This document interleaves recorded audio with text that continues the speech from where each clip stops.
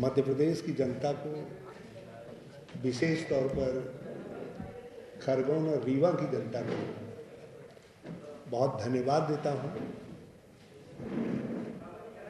दोनों स्थानों पर ऐतिहासिक संख्या में उपस्थित होकर वहाँ के भाई बहनों ने श्रीमती सोनिया गांधी जी का स्वागत किया और अभूतपूर्व रूप से सफल सभा हुई।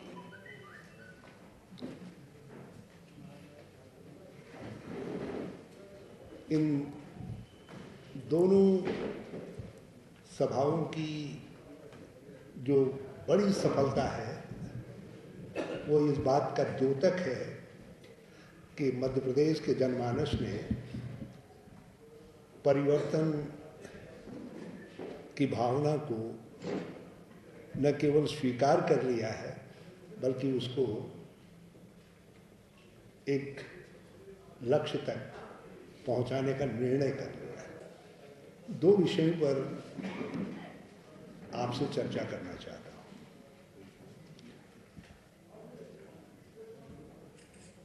भाजपा अपने एड में भी और उनके नेतागण अपने भाषणों में भी कांग्रेस विहीन भारत की बात कर रहे हैं। हम उनसे जानना चाहते हैं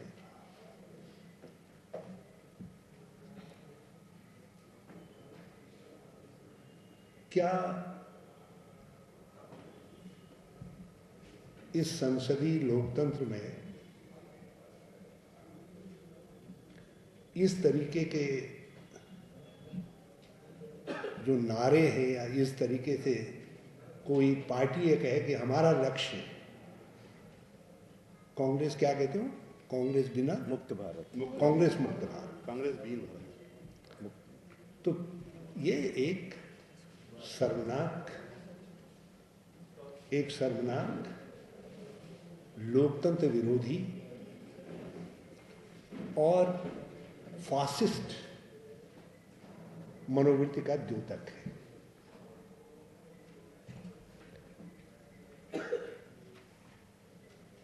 और इसके जवाब में हमारा कहना है कि हम सांप्रदायिक सौहार्द युक्त भारत और भ्रष्टाचार मुक्त, सांप्रदायिक सौहार्द युक्त भारत और भ्रष्टाचार मुक्त मध्य प्रदेश की बात करते हैं। और हम मध्य प्रदेश की जनता से प्रार्थना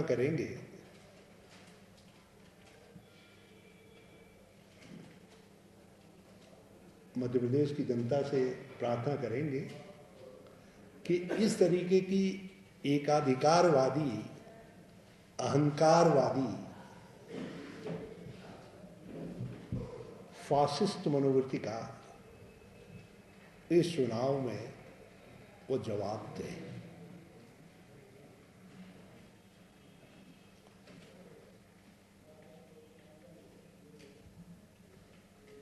कांग्रेस मुक्त भारत, जिस भारत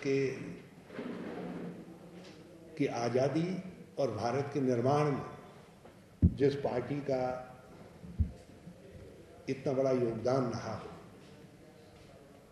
जो पार्टी आज भी भारत की जो मिश्रित संस्कृति है उसकी प्रतीक हो, मिलीजुली संस्कृति की प्रतीक हो, सबको साथ लेकर के चलने की, और उस पार्टी के लिए वो पार्टी कह रही है जिस पार्टी के देश के 14 राज्यों में कोई प्रतिनिधित्व ही नहीं है। भाजपा 14 राज्यों में पूरी तरीके से वो पार्टी और उसके शीर्ष नेतागण ये नारा दे रहे हैं। दूसरी बात,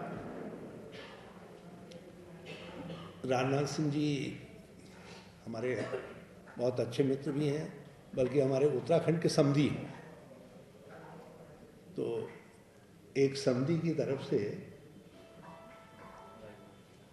दूसरे समधी को ये पैगाम है कि चुनाव के वक्त में हमारे देश की ये स्वस्थ परंपरा रही है कि हम विदेश नीति से संबंधित मामलों को नहीं उठाते, दूसरे देशों के साथ संबंधों के मामले पर चुनावी पॉइंट स्कोर नहीं करते, उन संबंधों को हम वोट के लिए इस्तेमाल नहीं करते।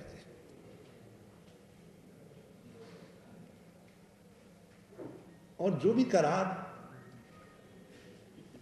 हमारे दूसरे देशों के साथ होते हैं, उन करारों को विवादास्पद नहीं बनाया जाता है।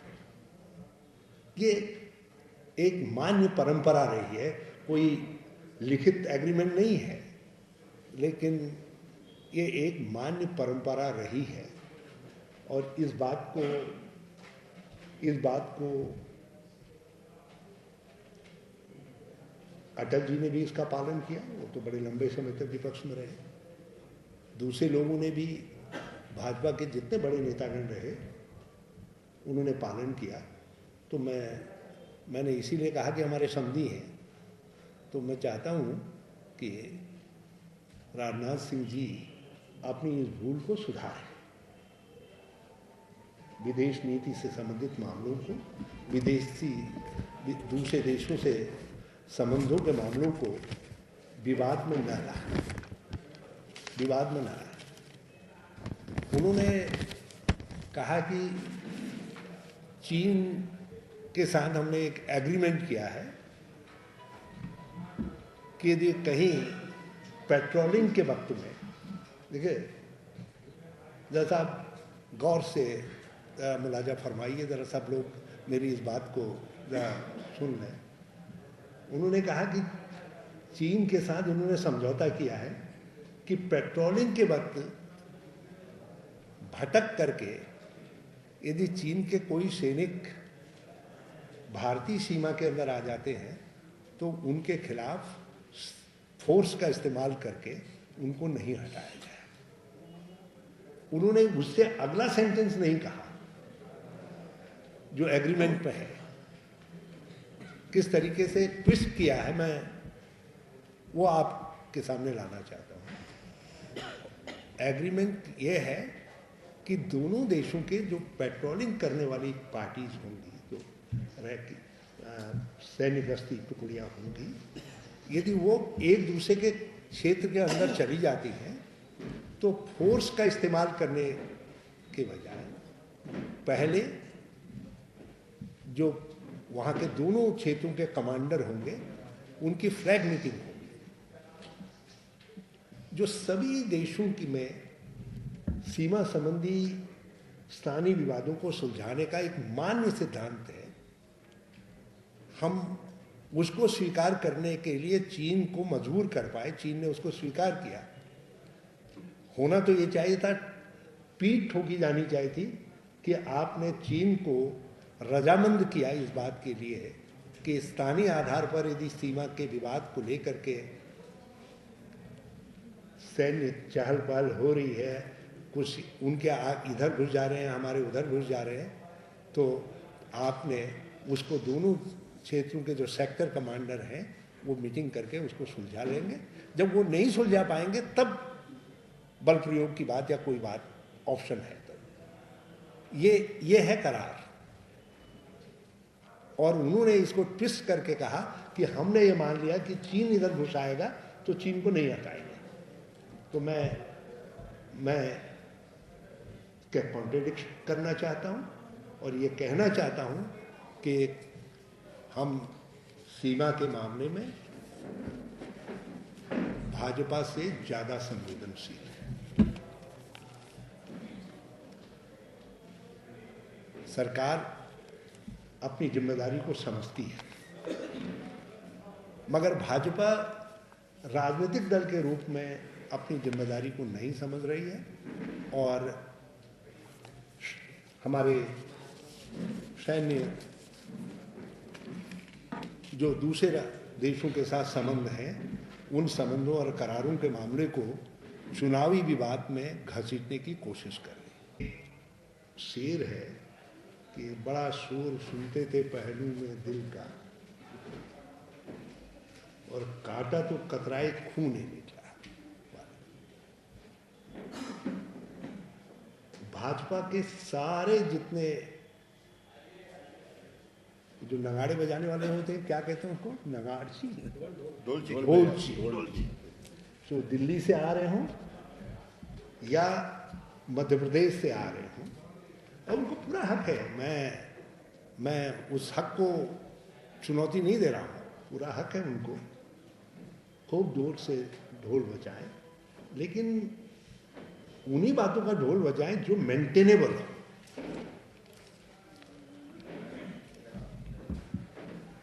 ये कहा गया है कि कृषि विकास में मध्य प्रदेश ने चमत्कारिक उपलब्धि हासिल की, चमत्कारिक उपलब्धि हासिल की। मैं आपके सामने कुछ थोड़े से एक बल्कि एकाध ही आंकड़ा काफी है, और उसके लिए मैं आप सबको सलाह दूंगा कि इनकी जो वार्षिक प्रगति रिपोर्ट है, जिसको राज्य सरकार ने जारी किया है, उसको जरा देख लें। 2004-05 में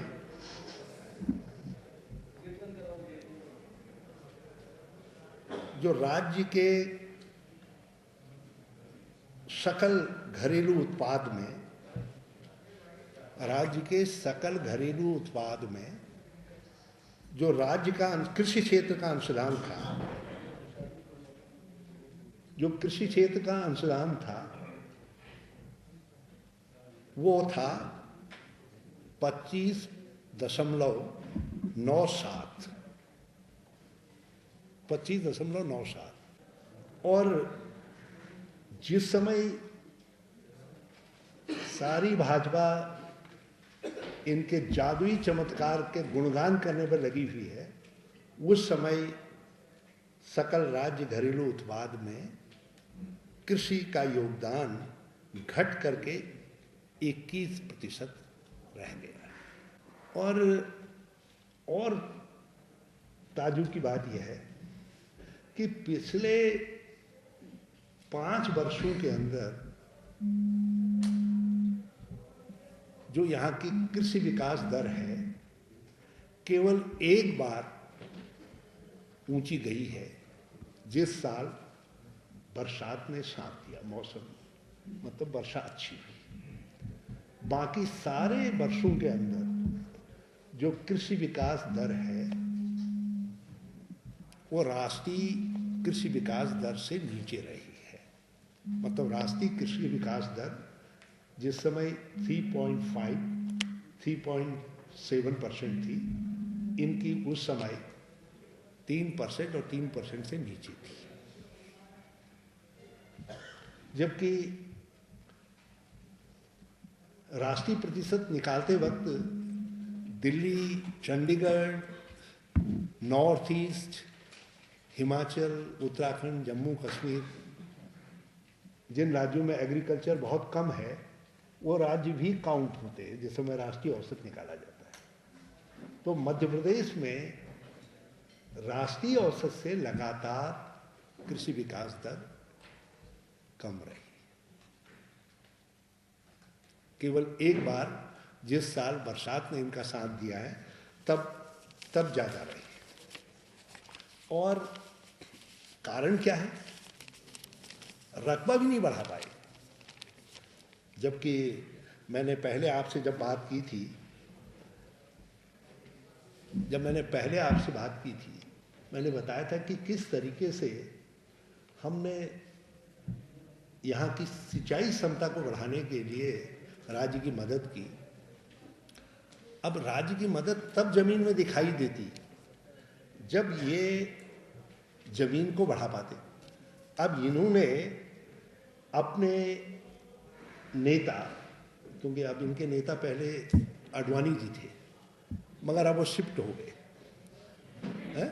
ये तो शायद आपको मालूम होगा ना, नेता बदल हो गया, तो अब उनके नेता कोई और है।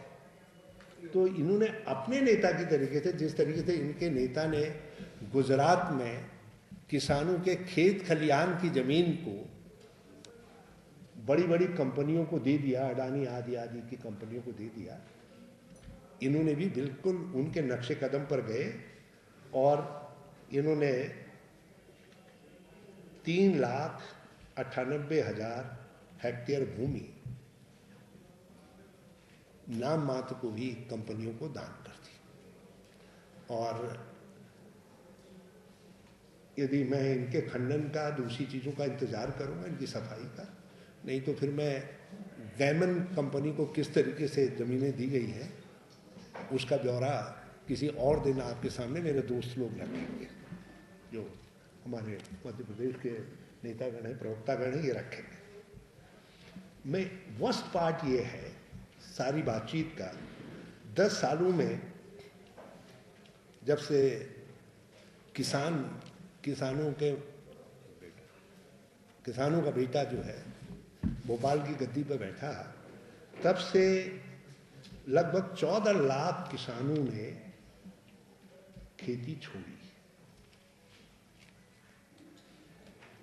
14 लाख किसानों ने खेती छोड़ी और औसतन बड़ी बुरी स्थिति है भाई।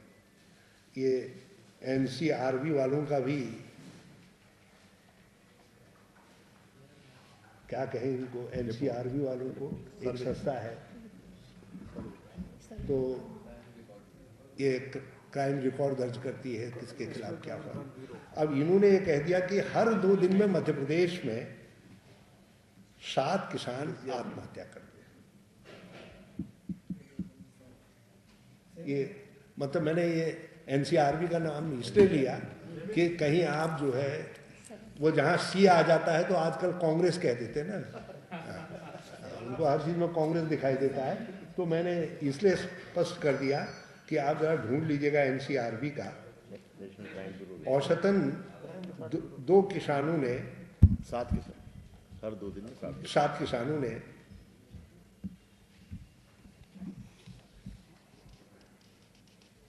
तो ये कृषि क्षेत्र के चौमुखी विशाल चमत्कारिक विकास का मैंने थोड़ा सा, जिसको टेलर कहते हैं, आप सब लोगों के सामने रखा है। और मैं समझता हूँ फिल्म का अंदाज तो आप खुद ही लगा लेंगे, क्योंकि आप लोग और अंदाज लगा क्या लेंगे, आपको अंदाज है। मैंने वही कहा है जो आपके मन में था। कोई भी राज्य, मैं तो कृषि राज्य मंत्री रहा हूँ और सौभाग्य से मैं आईसीआर और जो एग्रीकल्चर एंड अलाइड सेक्टर है इसके डेवलपमेंट का काम देखता था। मुझको काम के बंटवारे में जो मिला था, हमारी परंपरा है कि हर साल हम लगभग 18 से 20 राज्यों को जो पिछले साल से कुछ बेहतर करते हैं हम उसको प्रोत्साहित करते हैं। नहीं, इसका उस बात से कोई मतलब नहीं है। 18 राज्यों को, 20 राज्यों को छांटा जाता है, कभी कभी 22 राज्यों को भी करते हैं। और इसका दृष्टिकोण, इसका मकसद ये है कि राज्य जिस क्षेत्र में भी थोड़ा काम कर रहे हैं उनको प्रोत्साहित किया जाए। हमने तिलहन के क्षेत्र में, तिलहन उत्पादन के क्षेत्र में इनको प्रोत्साहित करने की कोशिश की, ये आगे नहीं आए, क्योंकि आपने जब उठा दिया तब मैं कह रहा हूँ। दलहन की बहुत संभावनाएं हैं। दलहन विकास के मामले में केंद्र सरकार बड़ी मदद कर रही है, मध्य प्रदेश की सरकार की, लेकिन उसके बावजूद नहीं आ पाए। और यदि आप कहेंगे तो मैं आपको राष्ट्रीय कृषि विकास योजना से लेकर के NFSM तक कहाँ किन क्षेत्रों के अंदर हमने इनकी मदद की है, इंटीग्रेटेड वेजिटेबल क्लस्टर डेवलप करने के लिए कितनी मदद की है, और नेशनल हॉर्टिकल्चर मिशन में हमने किस तरीके से मदद की है, वो सब आंकड़े भी देने के लिए तैयार हूँ। क्योंकि जब हम कहते हैं कि केल ने मदद की, तो नरेंद्र मोदी जी को जूड़ी कैसा बुखार आ जाता है कि केल, अरे केल वो दिल्ली, फिर वो क्या मामा दादा कुछ कुछ देखने लगते हैं। तो इसलिए मैं वो सब बातों में नहीं जा रहा हूँ। इसलिए मैंने जितना था, जितना ऐसा है जिसको आपको ग्रहण करने में कोई दिक्कत ना हो, मैंने बता दिया। बिल्कुल खैरात नहीं है, मगर ये सत्य है कि यूपीए 1, यूपीए 2 में जो राज्यों का शेयर है सेंट्रल रेवेन्यू में, उसमें 25% तक की वृद्धि हुई है। और इसलिए डॉक्टर मनमोहन सिंह जी की सरकार के वक्त में राज्यों की वित्तीय स्थिति अच्छी बनी है, नंबर 1। नंबर 2, हमने जो केंद्र वित्त पोषित योजनाएं हैं, उनमें हम 2004 से तो पहले का लेते ही नहीं, 2004 से लेकर के 2013 के बीच में राष्ट्रीय कृषि विकास योजना में 67% से लेकर के 130% तक की वृद्धि अलग अलग सेक्टर्स में जो केंद्र वित्त पोषित योजनाएं हैं उनमें की है। तो इसलिए कि ये श्री मोदी अंतरिक्ष को देना चाहें, आसमान को देना चाहें, मगर जहां से भी पहले से ज्यादा पैसे राज्यों की तरफ को आए हैं, उनको आपको ये श्रेय देना पड़ेगा कि ये पैसे पहले से न केवल दुगनी सहायता बढ़ी है, बल्कि राज्यों की वित्तीय स्थिति अच्छी हुई। इसके लिए आवश्यक कदम उठाएंगे और सरकार में आने के बाद एक यहाँ के नेतागण बैठ के तय करेंगे कुछ नहीं, उच्च आयोग करके जांच करके हम पूरा मौका देंगे उनको अपने को डिफेंड करने का। मगर ये हकीकत है कि यहाँ के मंत्रियों के खिलाफ लोकायुक्त के पास कंप्लेंट्स हैं और लोकायुक्त द्वारा जानकारियां मांगी गई हैं, पेपर्स मांगे गए हैं। मुख्यमंत्री के दिशा निर्देश में वो कागज मंत्रियों को लोकायुक्त को नहीं दिए जा रहे हैं। लोकायुक्त ऑन रिकॉर्ड है ये स्टेटमेंट देते हुए, तो इसलिए उनके खिलाफ जांच आगे प्रोसीड नहीं कर पा रही है और कांग्रेस की गवर्नमेंट उन जांचों को आगे बढ़ाएगी और आरोपित दोषी सिद्ध होने वाले व्यक्तियों का स्थान जेल में हो। यकीनन मुख्यमंत्री he is the head of the government है। और फिर मध्य प्रदेश में तो ही इज द 3 in 1। वो दिल्ली भी वही है, भाजपा भी वही है, सरकार भी वही है। आप बताओ मध्य प्रदेश गवर्नमेंट में कोई नंबर 2 है? आप मुझे बताइए, मध्य प्रदेश भाजपा में कोई नंबर 2 है? किसी को मालूम है कोई नंबर 2 है? चीनी सेना खुशी, मगर चीन को बोरिया बिस्तर बांध करके वापस जाना पड़ा। पाकिस्तानी सेना घुसी, हमने ऐसा राजनयिक दबाव उनके ऊपर पैदा किया कि उनको वापस जाना पड़ा। अंतर हम में और भाजपा में इतना है, भाजपा के समय में जो घुसे उनको हटाने के लिए बोफर्स की तोप का इस्तेमाल करना पड़ा, और जो हमारे समय में घुसे, चाहे वो चीन वाले घुसे हों चाहे पाकिस्तान वाले घुसे हों, हमने उनको वाणी के राजनयिक कौशल के जरिए पीछे हटने को मजबूर कर दिया। तो आप ये मानिए कि डिप्लोमेटिक प्रेशर, अंतर्राष्ट्रीय राजनयिक में पड़ोसी के साथ डील करने में हमेशा बंदूक और तोप की भाषा में बात नहीं करनी पड़ती है, आपको बात करनी पड़ती है राजनयिक कौशल की भाषा में। और हमने अपने राजनयिक कौशल के जरिए चीन को पीछे हटने के लिए मजबूर कर दिया। और मैं आश्वस्त करना चाहता हूं कि हम जो हमारी सीमा है, हम सीमा विवाद को भी चीन के साथ बातचीत के जरिए सुलझा दें। ये आंकड़ा जो है, जो कृषि क्षेत्रों में राज्यों की स्थिति है, उनका आंकड़ा है। और आपको ये जान करके खुशी होगी कि खेती छोड़ने वाले राज्यों में किसानों में औसत में मध्य प्रदेश नंबर 2 पर खड़ा है।